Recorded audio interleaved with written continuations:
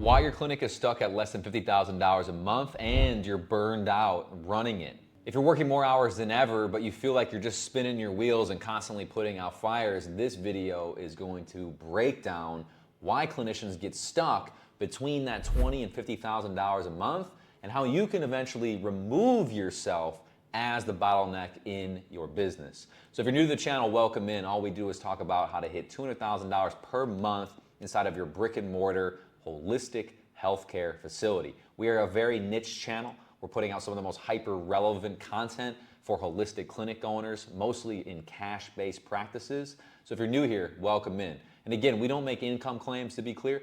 We do not believe you're going to hit $200,000 a month by watching a few of our videos. But what we do here is we share best practices of the clinics that we have worked with that have exceeded revenues of over 200 grand per month. So if you're new, welcome in. If you're a returning subscriber, welcome back. We've got another banger for you today talking about how to break through of that weird $20,000 to $50,000 a month in a clinic. And so over the years of coaching docs, I have found that many people get stuck at this level, that $20,000 to $50,000 a month. There's some sticking point at this level. And we've identified them, and I'm gonna share with you not only like what the opportunities are to break through, but also some critical lessons at this stage for you as the owner to, again, reframe your current way of thinking. Because at each level of your clinic's growth, you have to reinvent yourself as the owner and operator in order for the business design to even be fundamentally solid to have record-breaking months. And so like any phase of a business, when you're between that $20,000 and $50,000 a month, we call that the adolescence stage. During this stage, there is a main problem. The main problem is this. You've built a business and you're making money, but time is limited and time is running out, which leaves you kind of acting erratic and you're kind of all over the place, putting out fires, managing this and managing that. So what's interesting is that in comparison to the infancy stage, we did a different video on the infancy stage that's less than $20,000 a month. Okay, if you're in the less than $20,000 a month, go there now. Okay, this video is not exactly for you and where you're at right now. Okay, if you're less than 20 grand, go to the infancy stage. We'll leave a link to it, okay? But if you're at that $20,000 to $50,000 a month per $20,000 to $50,000 per month mark, there's something interesting that's changed for you in that you've got momentum. So now from the beginning, all you had to focus on doing was growing because there was nothing to sustain. Now you have something that's successful. You've got a business off the ground and you're making some money. So now you have to innovate and grow the business on top of sustaining the current operation. That's where people get stuck. It's because they grow so quickly and then now they have all these patients they have to take care of and they have to sustain all the madness in the business every day. And they also have to innovate on top of that. So because time is running out, there's a couple main opportunities for you. The first and most notable is you need to become obsessive about developing your skills and attracting A players. You need to bring people into the business who are better at their specific roles than you are. Now, I know what you might be thinking, well, no one can do it like me. We've talked about that in different videos. One of the most massive limiting beliefs for clinicians, very prevalent in the clinician space, is that no one can do it like me. And from a patient care standpoint, yeah, dude, if you're the only doc in the business, then yeah, your front desk can't do it like you. They can't treat patients like you. They can't treat patients, like the CA's not gonna treat patients like you. The office coordinator, you know what I mean? Like, of course they can, but they can do other things. They can probably follow up with leads faster than you can. They can probably manage the office better than you can in some categories. They could probably do admin work more efficiently, right? So like believing you're the best at this stage, detrimental. It's a detrimental attribute. So the main opportunity is, again, learning how to hire A players and also building the systems that the A players are going to operate within. So your main action, start hiring, ideally A players. You'll know when you have them. And start building the systems to manage the A players and ramp. That means onboard and train the A players at will. So in comparison, in the infancy stage, you're just doing marketing and sales. You just need to get people in the door paying you money. At this stage, you need to become less. So you need, as the provider, to try to do less things in your business, because the more and more things that have your attention, the more spread thin you are, the more likely you are to not only stall in a revenue perspective, but also burn out as well by just doing too much shit. And so let me share a few critical lessons at this stage that I've noticed of people that break through in the mindset that helps them exceed $50,000 a month, in contrast to the individual who just spins their wheels between that dreaded 20 to 50 grand a month. The first lesson is, at this stage, it is all about capacity increasing. Capacity increasing means that you might be thinking it's all about physical space, right? And that's not necessarily true. So yes, you need to increase your number of available appointment slots per week.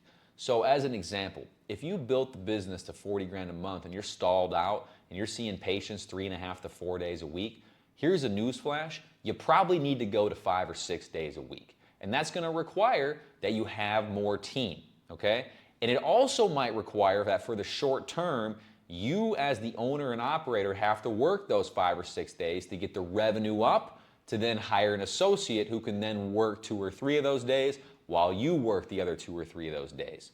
So here's kind of like, if you have a goal of hitting $1 million a year, let me enlighten you. I don't know of any clinic that we have worked with that is hitting $1 million a year, $83,000 a month or more, working 3 days a week. I'm sure they're out there, but it's not common. And if they are working 3 days a week, they are seeing patients from sun up to sun down, or they just have a different model where they're able to actually make a ton of money per case, like something like, stem cell or something like that, or regenerative medicine, right? But for most of you, if you're not in those categories, you're just simply not going to be able to hit $1 million years, $83,000 a month, by having that short of a delivery period. You just can't make that money per unit time with the case fees. And so it's not about long-term working your face off and working more days. It's about expanding the availability so that you can expand the number of people that are serviced by the practice. And so capacity doesn't just have to do with physical, a number of available slots, how big your space is. It also has to do with your mental. When you start hiring people who are better than you at what they do, you are going to then buy back mental capacity, so that you can focus your efforts on more higher revenue generating activities. If your team is constantly taking your energy and bringing you back into the weeds, you're not gonna be able to innovate, and you're not gonna be able to work on the revenue generating activities. So not only is capacity physical, it's also mental. The third thing in terms of capacity that I don't think a lot of people think about is that as you increase your capacity, you are also increasing your number of opportunities. Let me explain. If you go from serving patients 3 days a week to 5 days a week, you've added basically 50%, almost 50%, right? 40% to be clear, okay? And now if you are able to see more people and the volume of paying patients increase, that's gonna create more opportunity for you when you go to the next stage and you start to add in different services, okay? So when you have a critical mass of patients, like as many patients, like 300-400 unique people that are paying the business monthly, and then you add in a new service, that multiplies that opportunity, because now you can basically take all of your physical therapy, your chiropractic, your whatever patient base, and then you can bring in an ancillary service and then cross-sell that service to your active base, okay? That's a little bit more as you get to the adult level of the business, that 50 to 100 grand or more. But again, you just need to be cognizant of that, is like when you buy back your time with A players and systems, you also set yourself up for bigger opportunities down the road. The second critical lesson is that you must shift your mindset here from doing everything to doing very little. In fact, you need to become small inside of your practice. You need to back up. You need to let people lead the way. You need to let them take ownership of their KPIs and what you hired them to do. What I see a lot at this stage is that people will have a fair team. Sometimes the team is overly bloated and there's just too many people.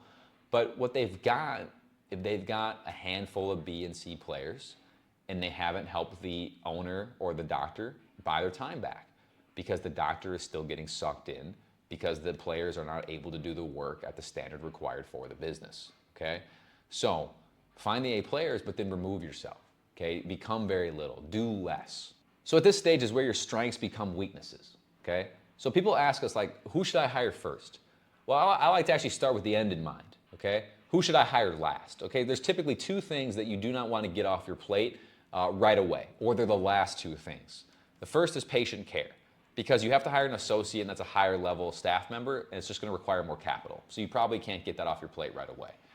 The second thing is a sales. You do not want to send your sales over to somebody who's not trained. I see this happen all the time. Somebody hires an office manager, and then they have the person sitting down to do conversions, and the person has no experience with closing patients for cash plans. And I'm like, no wonder your sales are tough, right? So keep sales, because that's a high revenue generating thing, and then keep patient care. Outside of that, you can pretty much outsource everything. And so if right now you're in the business and you're like, okay, like who do I hire and how much do I pay? Like, what things should I continue to do? Okay, here's a good rule of thumb.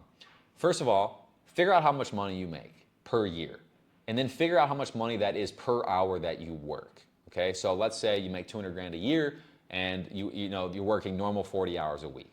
Well, that means you're making about $100 an hour. Okay, if you make 200 grand a year, it's about 2,080 hours in a work year. That means that you're making about $100 an hour. Okay, so if you make $100 an hour, that means that anything that is 4 times less than 100. So if I take 100 and I divide it by 4, that's $25 an hour. I am willing to hire anybody for $25 an hour or less to do things and get activities off my plate. Now, why did I do the 4? Is I want to get a 4 times return on my personal money, okay, my personal salary. So again, if I'm around $100 an hour, I divide by 4, that takes me to 25. I'm willing to hire someone for $25 or less to do all the activities in the business. That means, to be clear on that, that means you're not going to hire, someone to make calls and immediately pay them $25 an hour. But you might hire a really good office manager and pay them 25, maybe even $30 an hour if you're feeling generous, right? So you're willing to have an employee expense up to that hourly rate per hour. So some examples of some $25 an hour tasks: answering phones, scheduling appointments, basic follow-up with patients, taking somebody through an office tour, having somebody do x-rays, right? These are all things that could easily just be gone off the plate. In addition to admin work, if you're having to do billing because you still accept insurance, these are all things that you should not be doing, especially if you want to get to the next level. And so the great Peter Drucker once said, efficiency is doing things right. Effectiveness is doing the right things. And so at this stage, you've become efficient at doing the $25 an hour task. And you might think that watching this video, well, dude, I could pay someone to do this, but it only takes me a couple minutes a week. It only takes me an hour a week. It only takes me a couple hours a month. That way of thinking will keep you stuck, okay? Because you're just not doing the right things. You're doing things efficiently, like Peter Drucker said, but you're not working on the right things. Now, the next critical lesson for you at this stage is rapid building of systems. Okay, so you need to be rapidly building the business at this stage. And that includes bringing in the right players, but then also having those players operate within the right accountability and management systems. Okay, so you have to have accountability dashboards, one-on-one reviews, report cards for key players, and you also have to have ways to ramp people. Ramping is the process of bringing someone into the business, a new employee, and then getting them up to speed on their roles, activities, and responsibilities in a very efficient manner. So if you don't have a ramping system, that means when you hire someone new, you are responsible for training them on your personal time, which is detrimental because, again, that gets you back sucked into the weeds again. So you need to have back-end trainings and protocols and manuals all built out to where the teammate can ramp themselves, and then you can just answer some nuance of questions that they have as they go through the material. So here are some must-haves for scaling: weekly one-on-ones with staff, ramping processes for new hires, trainings and SOPs for every role that are updated at least once a quarter by the individual who owns the processes, performance snapshots, and accountability dashboards that you can use for a central management tool for everyone in your business. So again, one of your main responsibilities here at this level is to build systems rapidly for all of those things that I just listed. So at this level, you're also, just to be clear, you're also likely going to be able to make some hiring mistakes. You're going to hire people who seem like an absolute match, and then over time, it's just not going to make sense. So at the end of the day, for you, it's okay. Just remember that no one's perfect. Hiring is guessing, firing is knowing. So the great Reid Hoffman, if you don't know Reid, Reid is one of the co-founders of LinkedIn. He said that starting a company is like jumping off a cliff and building the plane on the way down. That's the stage that you're in right now. You are building the plane so that you can then take off to the next level with key players and systems so that you have the operational capacity to then start adding in more niches, adding in more services, and maybe someday even taking on a bigger space to just increase the physical capacity. So the last critical lesson is talking about operational complexity versus operational horsepower. So at this stage, you don't need to add a lot of operational complexity. Here's what that means is that I don't necessarily know, and every business is a little different in terms of their profitability and that kind of stuff, but for most of you, you don't need to add a bunch of different offers yet at this stage. You're not quite there yet. So instead of adding operational complexity, which is like new machines and new offers and new marketing channels and all this stuff, you need to be focused on adding operational horsepower. Operational horsepower is where you're bringing in the people who are going to be the who's to the how. So this whole adolescent stage is a mindset shift from not how, but who. So anytime you have an idea, don't ask yourself, how am I going to do it? Ask myself, who is going to be responsible for doing this on the business's behalf? It's always a who problem. You will never get to these $200,000 months unless you get your who's right. You got to get people on the bus and let them take ownership of the systems so that you can then innovate and then delegate the execution. And so if you're watching this, like I said, many people get stuck at this level. So if you want clarity and you're just not sure what to do, and some of this is resonating, I'll leave a link for you below, okay? That link is gonna be helpful for you because if you decide to book in with us, we're gonna be able to give you clarity on what we would do if we were in your shoes. And we're not gonna just like shove you into one program, okay? We don't offer the same programs to somebody who's doing 100 grand a month that we do to someone who's doing 20 grand a month. That's just not how it works in our game, okay? But we have different offers and different things that we can give you to help you get to the next level. I mean, worst case scenario, we'll send you on your way with a couple free trainings and some different mindset things that we would think about if we were in your shoes right now. So I'll leave that link below if you want to have a conversation with us. Now, a couple things you might be thinking at this stage, if cash is still very tight because you've made the mistake of having a massive overhead, which leaves you not very profitable at the end of the month, you might not be able to hire the A players quite yet. I get that, okay? So the number one rule of business is use what we have, not what we wish for, okay? So what can you control? You can control your pricing model. Maybe you're due for a fee increase if you're not profitable yet. Maybe you need to go from working 3.5 days a week to 5 days a week because you need to see more people per week to make the revenue that's required for growth, right? There are things that you can still control. So if you don't have the money to hire, look to see where you have time and where your time is going so that you can delegate to your current team and then focus on higher level activities to break through so that eventually you do have the cash to hire. I will say it's almost always not a money problem though. It's almost always a skills and marketing problem, possibly even sales, to get the money required for the next level. Now, the second thing that you may possibly be considering is the no one can do it like me. What if they mess up? What if they, mess up my patient experience? Again, here's the reality. They will. Your teammates will drop the ball. They will make mistakes.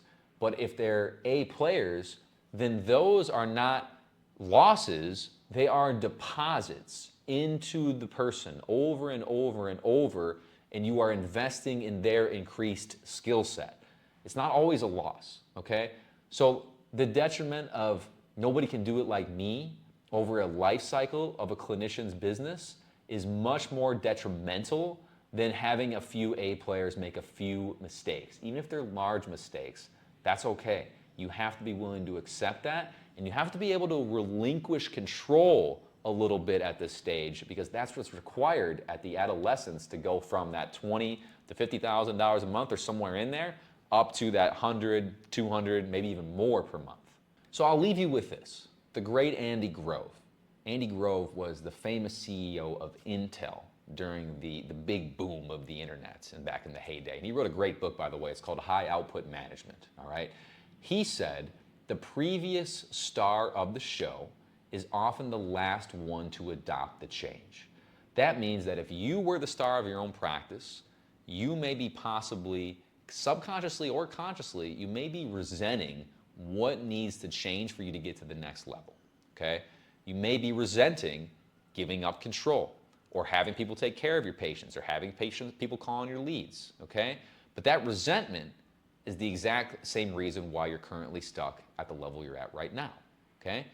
So if you're feeling like the star, it may be time to rewire your mindset so that you make your team the stars of their own individual ownership so that you can expand the vision that you know that you want and deserve, okay? So I hope this video has been valuable. I'll leave a link below if you want to have a conversation with us. There's no pressure to do so, but I do believe you'd get a lot of clarity. The conversation is typically about 30 minutes. We'll share ideas in terms of what's going on in your business, and if we can help, we'll let you know how we can help. If not, no matter what, you will leave with clarity on what to do next. And by the way, we are putting out content twice a week. Every Wednesday, Sunday, we're dropping a new video. I've done a lot of research. I haven't found anyone that's putting out this holistic, brick and mortar relevant content for providers. There might be a few, but we're doing it consistently and we're bringing you real-time lessons because we're in the trenches every single day. We've got over 100 active partners around the whole country that we do this for, and we manage north of about $10 million a year in clinical ad spend. So again, it's not our first rodeo. So we're putting out a lot of content. Feel free to subscribe, hit that subscribe button, hit the bell. Guys, I appreciate you being here. I'll see you in the next one. Cheers.